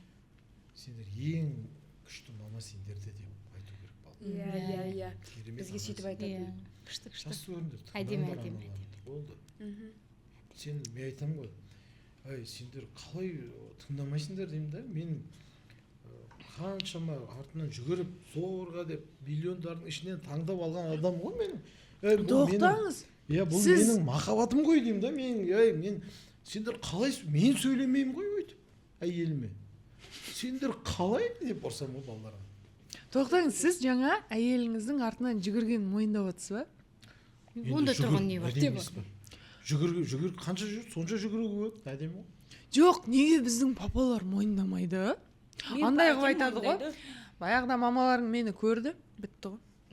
Артынан біраз жүрді. Артынан қалмай, осы үйге Әне келіп келіп алды алды ғой. Универдің алдында тұратын әдейі. Жабысып алатын деп. Кетпейді анасына маған қарап тұрады дейсің деп андай ше. Негізі Көріп ана тұрмын ғой мен баланс деп деген андай. сол ғой, ананы көтеру. Не? Ол ер адамның қыз баланы солай дәріптеу керек та. Ол ер адамдықтың сәні ғой, әдемі ғой. Иә. Жарасады, күшті. Керемет. Күшті. Енді осы бір күшті нотада сіздерге Былай десең. Жоқ, Ғаділбек ағай балаларын ұрыспайды ғой қыздарына. Мен андай мамалармын ғой. Біреу қыздарын ұрыспай атса ше, ұрбитып қыздарын. Не ұрбитып? Деп андай сөйтіп. Ұрыспай ма? Негізі адам келіншегімен ұқсайтын качестволар көп екен. А сен Не зря өзің ол фанат. Өзін көріп отыра ма? Міне, маған бүйтіп видеолар міне Саберкин қар. Міне деп дұрыс айтады. Міне көз ашық адам. Кәдімгідей не қылады. Сабирка, сен қыздарыңа ұрсасың, иә? Мен балаларыма қаталмын негізі. Мен Жалпы ұлдарыма балаларға да, мейлі, жалпы қыз балаларға. қызға менен қатал болмауға тырысам, бірақ андай строгость бар менде. Мен оны бүйтіп ана жаным күнім деп ол апатасы жетіп жатыр негізі, олайданшы негізі. Бірақ мен андай, иә, мен андай тыйып айтатын жерінде айтатын жерде айтып, сөйтіп, иә, қой дейтін жерде қой деп сөйтем, бірақ ұлдарыма да өте қатты. негізі мысалға сөзімді бөлейін, анасы айтып жатады ғой, ол қорғаудың қыз балаларды дұрыс өмір сүрсін деген неден шыққан дүние ғой. Соны кейде ана айту шкаласы көтеріліп кеткен кезде эмоцияң адам ғой, енді әйел адам көп нәзік адам, эмоцияң адам сөйтіп айтады. Сонда маңызды әкесінің жаңағы өзінің жаңағы жұбайын балаларына дұрыс айтуы. Сендерді жек көргеннен айтып жатқан жоқ деген әңгіме осы жерде айтылу керек. Себебі анасы айтатын жеріне итер жеткізіп айтады ғой. Точкасын папасы Дұрыс қойып жүреді. Анасы әкесі айту керек. Айналайында сендерді жақсы көргеннен оны кім айтады сендерге басқа? Ең мықты ана міне деп сол кезде айтсаң жарасты. Осы орайда негізі бар ғой, көп жіберілетін қателік әкелердің вмешиваться етпей, тиіспе балама, тиіспе қызыма деу ғой. Иә, маманікі дұрыс емес Иә. сияқты көрсетеді. Қой, Менде ұрыс, бір айтпа. екі кездер болды солай да. Мен бір екі рет сөйтіп қорғағам. Мамасы өйтпе деп. Сіз де қателеседі екенсіз ғой. Сосын артынан сосын өзі айтты, бізде мынандай тақырып бар өзімізде, енді жұбай ретінде бір немізді бөлсең енді секретімізді. Ал Ойбай, Мен давай, айтамын, жазба. мен айтамын келіншегіме айтамын ғой. Бір өзі көрінетін әйел адам іші бүйтіп толады ғой бүйтіп. Иә? Толып кеткен кезде ер адам соны сезінсе әдемі да. Иә. Сол айтамын, жүр екеуміз қыдырып келейік. сырлас. Бір кофесін алып бересің. Соны сезуі, ер адамның сезуін айтамын да соны. Ал айтшы деймін ғой, тыңдаймын. Мына айтады. Ол мүмкін ер адам оны бүйтіп түсінбеуі мүмкін. Нең айтып отырсың деп. Сөйтіп қарасаң, сен түсінбейсің оны. Иә. Да. Сопереживать ету керек қой ер адам. Міне, апа. Әңгіме қай жерде жатыр? Да. Ол әңгіме андай болмайды. Ана неге бүйтіп. Дұрыс. Өте жақсы айтып отырсың. Молодец. Әдемі қой мынау. Соны сезіп берсең кім? Соны айтамын. Ана түсініп тыңдап, мына әйел адам босатып алады ғой. Иә. Одан жеңіл, одан бақытты адам жоқ қой мына. Болды. Бірге барасында қайтарда пёрышко алып қайтасың ба? Бақытты болып келе жатыр ма? Көрдің ба? Сондай бақытты әйел, сосын ер адамды бақытты қылмай не қылады? Егер ол әйел адам сөйтіп көтермесең, сөйтіп түсінбесең, қабылдап тыңдамасаң, сондай моментінде ол кімге айтады басқа? Бір сұрақ та, әйел адам ішіндегі дүниесін өзінің жан жолдасына айтпағанда кімге айтады? Дұрыс айтасыз. Иә. Кімге айтады? Ол керемет. дос подружкасына айтуы мүмкін, бірақ ол Басқаша ол негізі. Рас. Ол неге айтуы мүмкін? Ол басқаша. Не қыласың іштегі дүниені қоғамға? Ол өмірі түсінбейді жұбайдың. Сендердің жанұядағы тақырып, ол сонысымен әдемі қазақтың күшті сөзі бар ғой. жұбайдың әңгімесі не то что бөлмеге көрпесінен шықпау керек дейді ғой. Сондай интимді бұл. Сонысымен бағалы, сонысымен қасиетті. Құнды, иә. Оны әр семья өз түсінеді болды. Мына әңгімені енді. Бұл сонысымен қымбат, сонысымен әдемі, Иә. сонысымен сөз жоқ. Мына жерде. Енді бұл жерде формула күшті. жоқ деген Әдемі, нәрсе ойыма келіп тұр да. Махаббаттың, жақсы отбасы болып кетудің формуласы жоқ. Әр параның өзінің несі бар, иә? Жолы бар. Әрине. метод Ең бастысы өзінің бір тыңдай білу деген нәрсе бар да. Жай ғана шай қойыңдар да. Лайфхак. Оңаша. Жұптарға. оңаша. Отыр. Иә, өздерің бір сөйлесіңдер. Мен бір қалай болады екен, керек болса қалдырасыздар, керек болмаса бір не бар, біз келіншегімді алып неге барып қайтқанбыз. Мекке Мединаға бардық. Мекке Мединаға бардық. Содан күн бойы жүреміз, 30-40 мың шақ жүреміз. Келіншек көп жүрмейді, бір үйдің ерке қызы, сондай қыз ғой, бір қызы. Сонда екеуміз жүреміз. Сонымен таңға келеміз де, номерге келеміз де, бір 2,5 шақырым болды. Қағба мен біздің қонақ үйдің арасы. Жаяу қол ұстасып келеміз екеуміз, 2,5 шақырымда. Сөйтіп номерге келеміз де, енді ұйықтауымыз керек қой, неге шаршап келдік қой. Сосын енді ұйықтайын деп жатқанда бір әңгіме бастап кетеді. Бір әңгіме, бір көп қой енді. Бір дейсің, деп кетті ғой. Енді қараңыз, таңғы 4-терден күндізгі 2-3-ке дейін екеуміз әңгімелескенбіз ғой. Ойлың, біз пауза жоқ. Біз бесін қалды дейсіз. Жаймен. енді бесін үлгересің ғой енді. Әңгіме мынада болып тұр. Біз жанұя деген нәрсені фиктивно қабылдап қалыппыз да. Біздің арамызда әңгіме сол уақытқа дейін көп жағдайда баланы алдың ба? Или қанша жіберейін? Сондай бір поверхностно судың бетінде. Бытовой уровеньде алып кеткен ба? Міндеттілік Оның деңгейдегі. ар жағында үлкен дүниелер жатыр екен ғой. Біз екеуміз таныстық қой бір-бірімізбен. Қанша жыл өткеннен кейін. Ол отбасы құрғаннан кейін қанша жылдан кейінгі әңгіме Мен бұл? сізге айтайын, бірнеше жыл өткеннен кейінгі әңгіме. Нақты цифрасын әйелдер жақсы ғой цифраға. Келіншегім Айдар бір шақырып отырсаңыздар деп па. Енді сонда мен түсінгенмін, сол біз басқадан жұп болып, жай жұп болып бардық та, басқадан болып қайттық қой баратын келген кезде. Керемет. сол әңгіме керек болды ғой сол кезде. Сол әңгіме керек, біз екеуміз айтып күнде солай болып қалдық. 10 күн болдық, 10 күн сөйлестік қой тоқтамай. Әйеліңіздің тілегі болған болып тұр ғой, сонда. Иә, қабыл болған шығар. Иә, вот. Сол Анамыз- бір момент болады өзі. Иә. Парада андай болады, прорыв болады Сол өзі. сондай. керек екен да. Сол неғұрлым тезірек болса. Иә, сол шаққа дейін шыдап көру керек ше, негізі мүмкіндік беріп көру керек сол шаққа дейін. Көп жұптар сол шаққа жетпей кетіп қалып жатыр ғой, бір-бірін түсініспей. Сол ғой. Сол шаққа Әттең ай жеткізу керек. дейсің да, бір қол созым жермеді дейсің да. Өзім анализ жасап жүретін адаммын да мен. Мен байқағаным, Вау. жұп Декретте отқанда басқа не істейсің енді? жоқ, декретке дейінгі. Сужланды.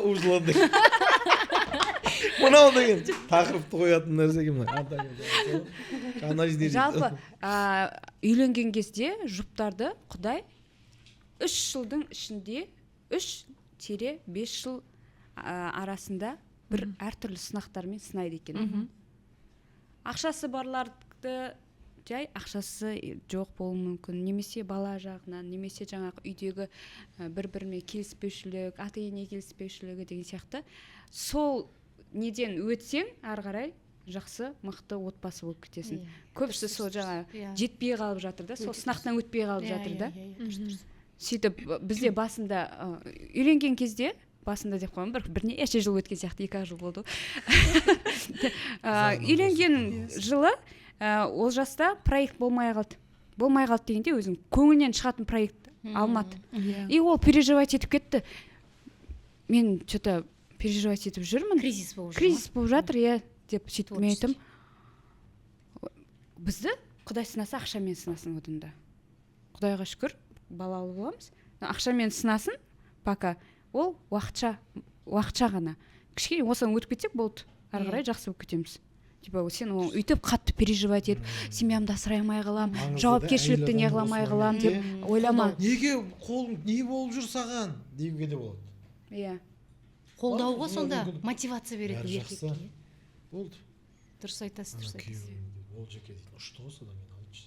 Иә, содан кейін Осы фильмдар сол сіздің қолдауыңыздан кейін болып тұр ғой. бір қошемет. Иә, осы орайда енді болсын рас ханым. енді сенің Расымен. тілекшілігіңді білеміз. Мысалы керемет сен айтып жатсың ғой 2-ақ жыл болды деп. Дегенмен де Олжас екеуіңнің отбасылық бір түсіністіктерің бізге үлгі.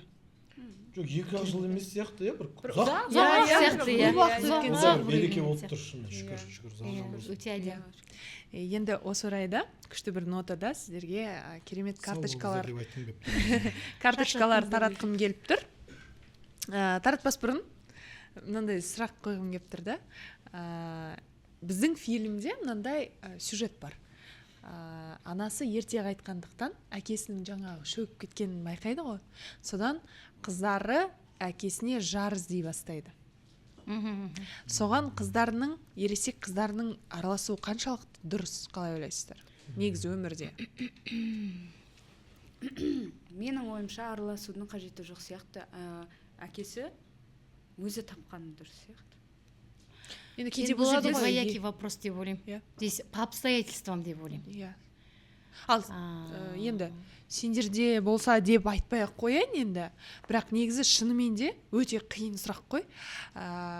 Бір байқағанымыз сюжетте ол өте дұрыс көрсетілген да. Өйткені ересек адамдар, тем более ер адамдар, иә, сезімдерін айтып жеткізу өте қиын. Ол жаңағы жас күнінде қосылған жарына бір нәрсесін жеткізуі мүмкін. Ал одан кейін ол адамнан айырылғаннан кейін екінші рет бір жігерленіп біреудің алдына барып сөз айту өте қиын сияқты меніңше. Иә? Әрине. Сондай бір керемет сюжеттің үлгісін көресіздер. Қызым фильмі 29 қаңтардан бастап барлық кинотеатрларда. Ал дәл қазір мынау карточкаларды таратамын. Бұл жерде кездейсоқ келген сұрақтар, бірақ кездейсоқ емес дейінші. Аяқ астынан деген нәрсе жоқ негізі. Случайность не случайно. Соған орай жауап іздеп көрейік, сол жауаптарды талқылап көрейік, иә? Ал кеттік. Давайте, Ғаділбек аға. Таңдау тыныштық па, жарыс па дейді да. Таңдау. Тыныштық таңдайсың ба әлде жарысты? Енді жұптың тақырыбында шығар деп қабылдадым енді. Жалпы мен кенжегіме соны айтамын ғой, мысалы бір нәрсе ұрсайын деп жатады ғой, мен айтамын. Эмоциясын бастап жатқан кезде айтқызамын ғой, жаңа айтқанда айтып аласың, асықпа айтып ал. Сосын айтамын, неге сен ашуланбайсың дейді маған. Сосын айтамын, сен айттың, мен қабылдадым. Сосын қазір ұрыссақ болады деймін да. Егер сен қаласаң мен ұрысу керек, мен сөздер іздеп табайын да, қазір саған айтайын соларды. Егер сен қалап тұрсың оны. Болмаса, жаңа тыныштықтан артық нәрсе жоқ қой деймін да. Біз өзі берілген, мысалы, әр кетсе 100 жыл өмір сүретін болсақ, иә, соны ұрыспен өткізуге болатындай бізде таңдау бар. Не тыныштықпен өткізетіндей таңдау бар. Иә. Гармонияда. Иә. Мен сол ұнайды маған. Ол сөз одан ары ашуландырып жүрмей ма? Келіншегіңіз не айтып тұрсың сен? Айтса айт, мен тыңдап тұрмын ғой. Мен тыңдамай жатқан жоқпын. Мен айт деймін. Айтқызам, ұрысатын болса, дауыс айтады, бәрін айтады, тыңдаймын. Сосын барып айтамын осында. Сен неге деп айтады ғой. Сен неге үндемейсің, сен айтпайсың мен маған, сен ұрыспайсың ба? Мен ұрысуға менде сөз көп дейміз іздесем. Бірақ мен ол вариант маған ұнап тұрған жоқ. Ай, күшті. Маған одан да мен айтамын, бағалау деген нәрсе. Тыныштық, жанның тыныштығы. Мендегі тыныштық, сендегі тыныштық деймін. Ал, ол кісінің тарапынан түсінікті, бірақ сіздің тарапыңыздан бір наразылықтар туған кезде сіз қалай әрекет жасайсыз? Сізде де эмоция бар ғой енді, ашуыңызға. Мен айтатын болсам, келіншегімнің үнде артық сөйлемейді. Үндемейді, тыңдайды.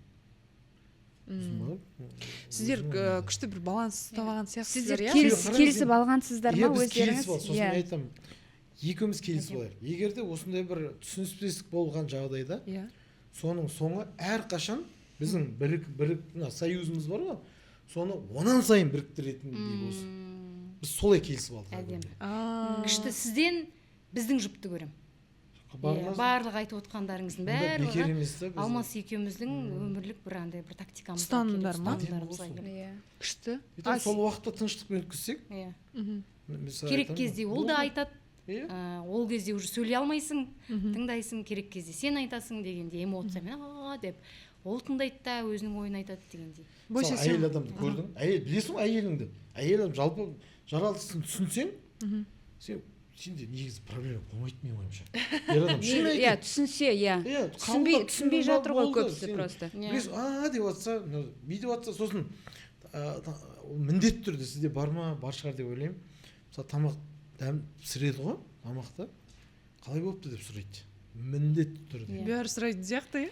с любовью жасайды ғой, бүйтіп махаббатпен жасайды. Соны мен айтамын, тырысып. мен әрқашан солай айтамын.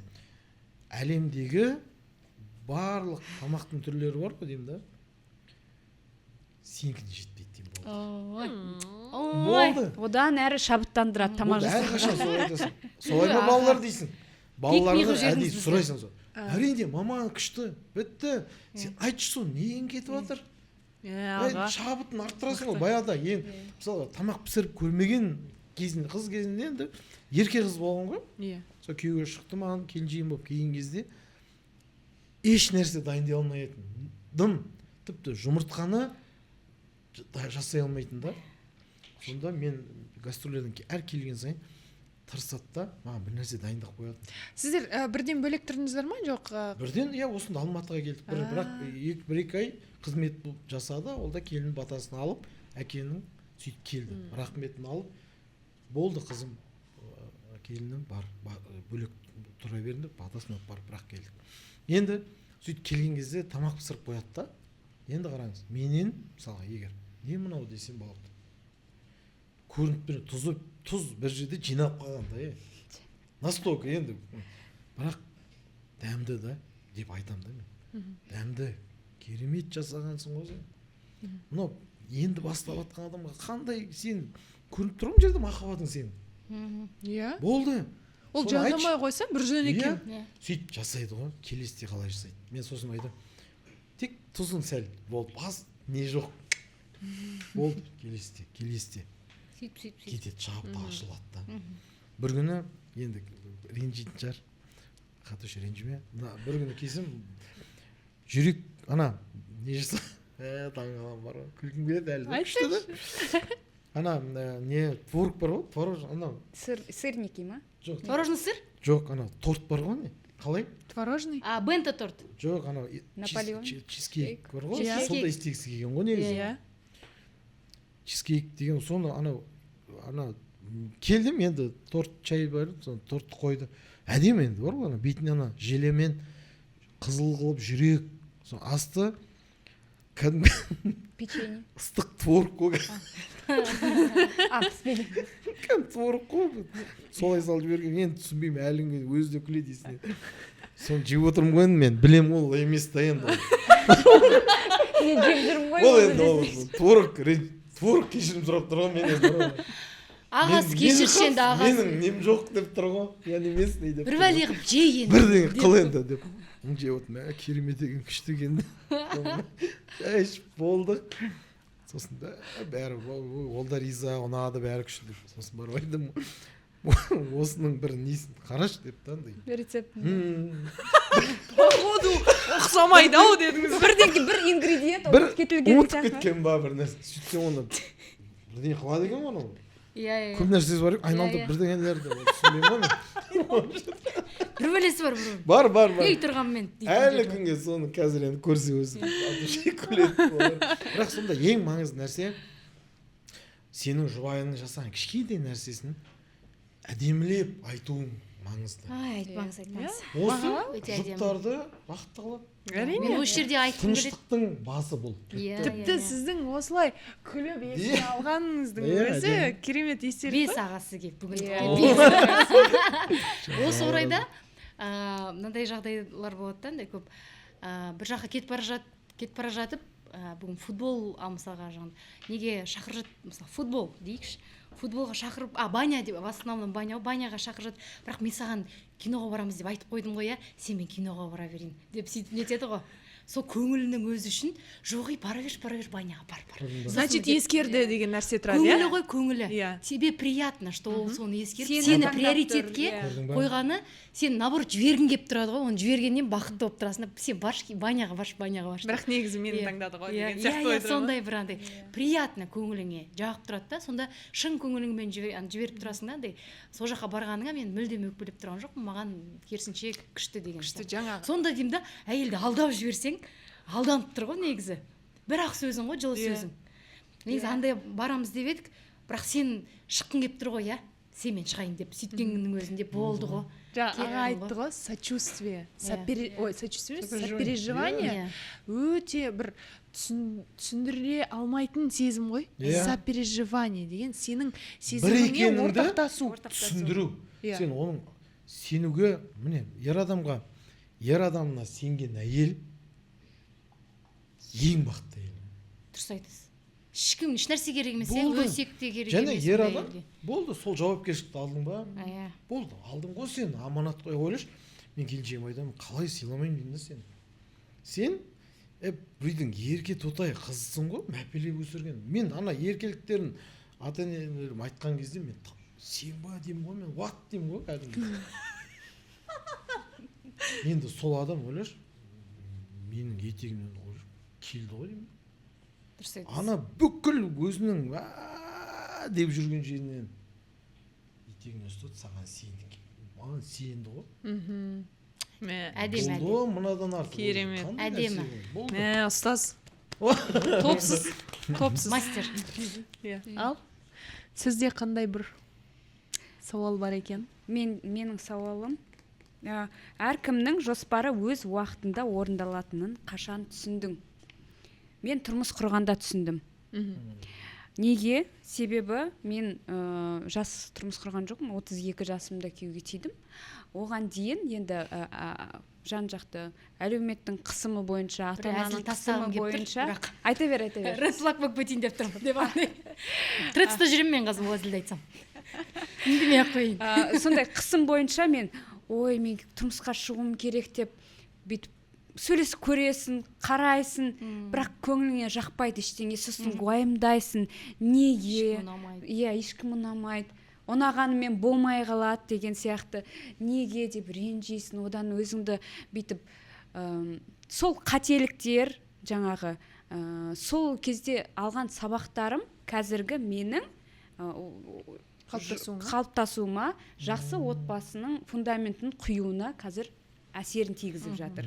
Мен демек, менің ойымда мен осындай отбасын қалаймын деген менде картина болды да, мен ол картинаға өзім сәйкес болмайынша маған менің жолым ашылмады деп айтуға болады. Мен қалай оған сәйкес келдім өзім, сол ұстанымыма, сұранысыма сол кезде бола кетті бәрі, реттелді. Енді менде мынандай сұрақ туындап тұр да, сен жаңа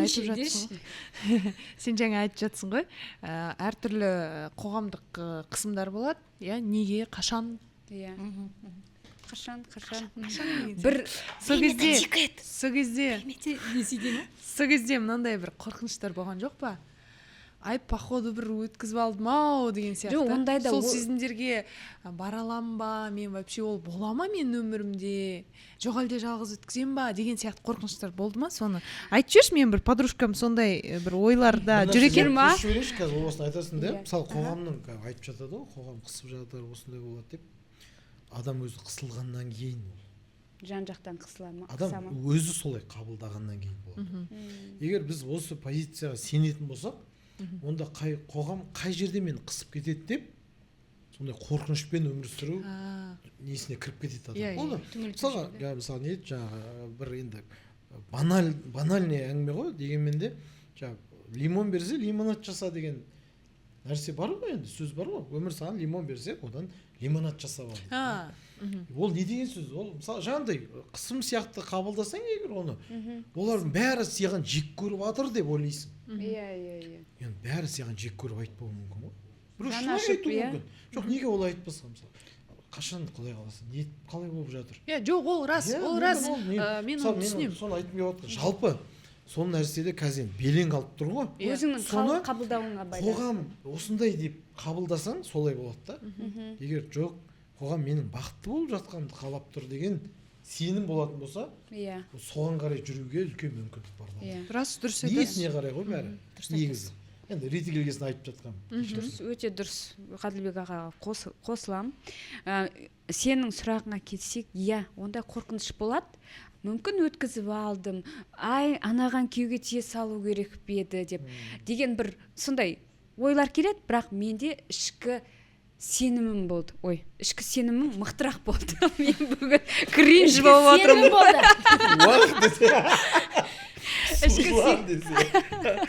Ішкі сенім мықтырақ болды да. Бүйтіп ойлаймын, жоқ, мен оған емес, менің қалауым басқа ғой, мен одан мықтыға лайықтымын деп өзімді санаймын, сезінемін, сенемін. Басқалардың айтып жатқан варианттар маған керек емес деген. Өте керемет. Сондай менде сенім болды, содан кейін. Иә. Осы орайда көп қыздарға мен үлгі бола аласыз деп айтар едім. Көп қыздарға қазір қорқып жүрген сіз бір не бердіңіз, направление дейді ғой. Мә шынымен ғой деп қалады көп. Өйткені расымен енді ол уайым деп ойлаймын, қыздардың уайымы деп ойлаймын. Өйткені жан жағыңды көресің, әдемі парлар. Семья болып жатыр, отбасы. Не деген көрініс. Сенен басқалардың бәрі бақытты. Иә, сондай бәрінде махаббат, бәрінде 8-ші мартта сыйлықтар. Мальдивада жүр екеуі. Ондай өмірді аңсайды ғой. Әйел бақыты деген біздің табиғатымызбен бірге енген дүние ғой. Әйел бақытын аңсайды. Менде бір жақсы бір жар жолықса екен. Өйткені көреді да, жарыңмен өмірің оңай екен. Сен өзіңе айфон алмайсың, саған біреу айфон алып береді дегенде. Осы қайтайыншы, жарыңмен өмірің жеңілірек болады. Осы жарыңмен көбірек айтылу керек та. Жарыңмен сен күйеуге тиген кезде өмірің жеңілдеу керек. Керісінше болмау керек. Сондай мақсат болу керек та. Мен күйеуге тием, сол кезде менің өмірім гүлдене түседі одан ары деген мақсат болу керек. Керемет. Иә, сол үшін енді аңсайды ғой. Иә. Рахмет, менің іштегі көңілімді бір сергітіп жібердіңіз. Мен ақылды қызбын аға деп андай. Өзің жалпы дұрыс қызсың. Сөзім жоқ кәдімгі. Ұйып кәдімгі екі жақтан әдем бал жағылып отыр құлағыма кәдімгідей. Бізге қалай? Сол үшін гонорар берсе бізге деп андай. Мына дәке ұқсап десе. Маған қызым карточкасы мынандай сұрақ беріп тұр. Не нәрсені дәлелдеуден бас тарттың?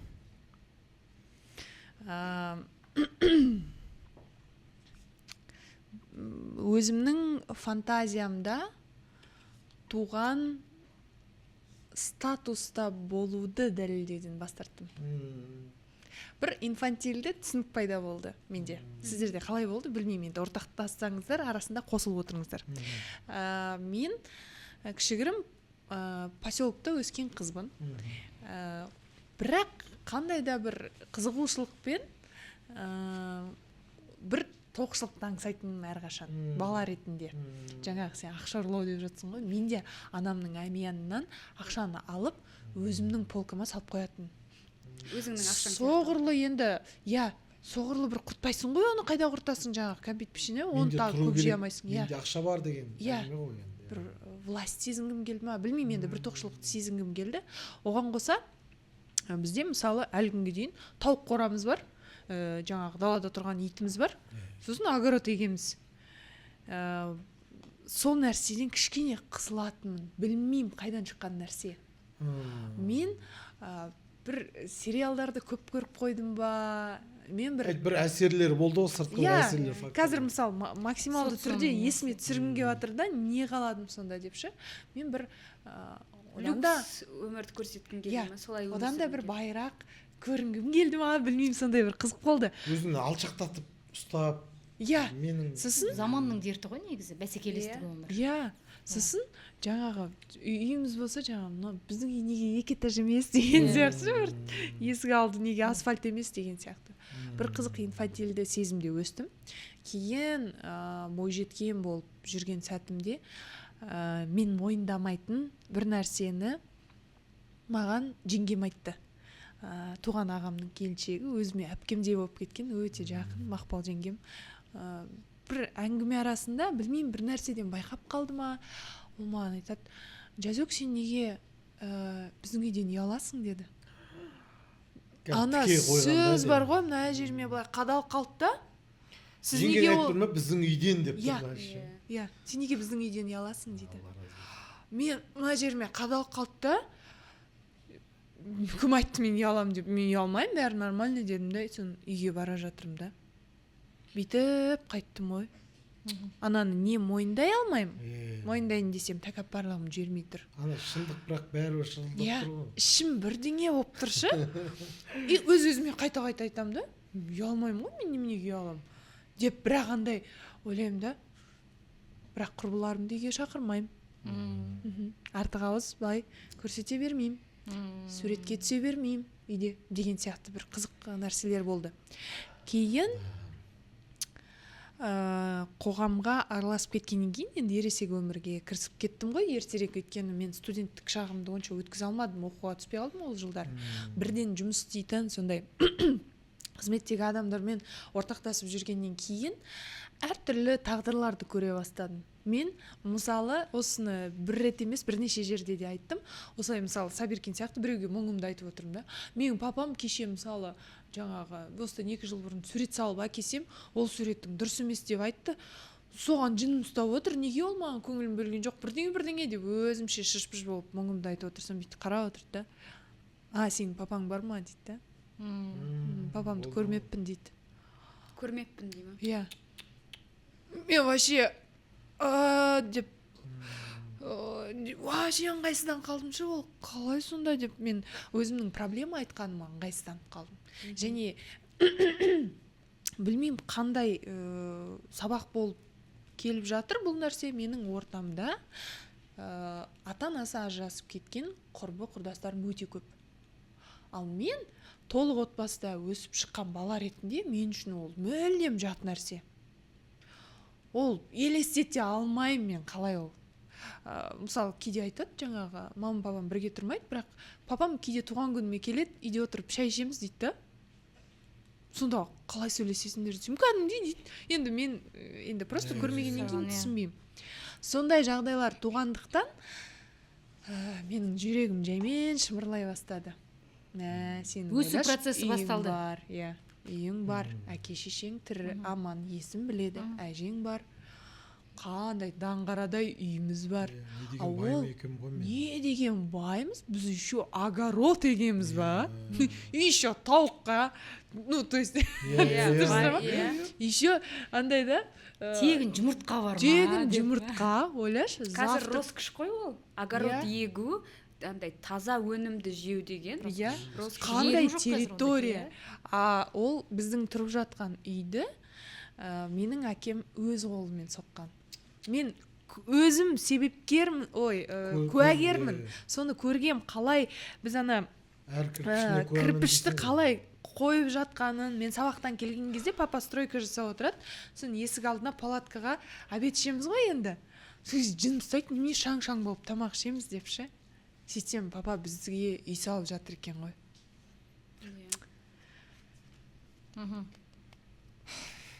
Соны мойындадым, сол статуста. Құдайға шүкір. Оны саналы өсу дейді. Оны түсінудің өзі. Ең әдемісі бұның осыны түсінуің ғой. Иә. Оны түсінбей кетсең ең қиын нәрсе сол еді да. Оны түсіну бақыты. Енді оны мүмкін мен ойлаймын да, соны солай қабылдаған сияқты болып өмір сүріп өтіп кету бір бөлек та. Қаншалықты қиын болса да, соны сен бір уақытта түсінгенің ең үлкен бақыт ол. Иә. Ең үлкен бақытың сол. Бәріне бере бермейтін. Түсіндің да, болды, шешілді да.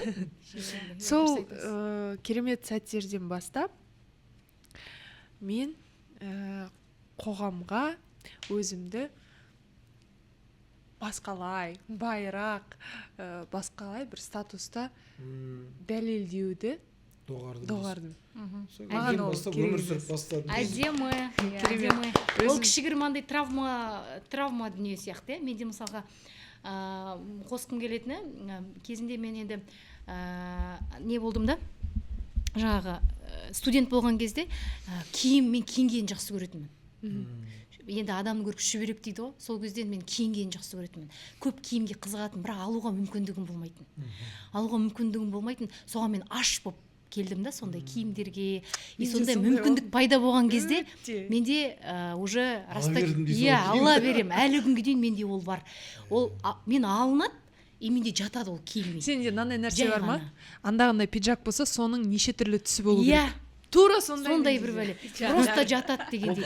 И соны оны Алмас айтатшы, сенікі сырттан байқалады ғой, айтады, түк көрмегендік қой енді дейді да.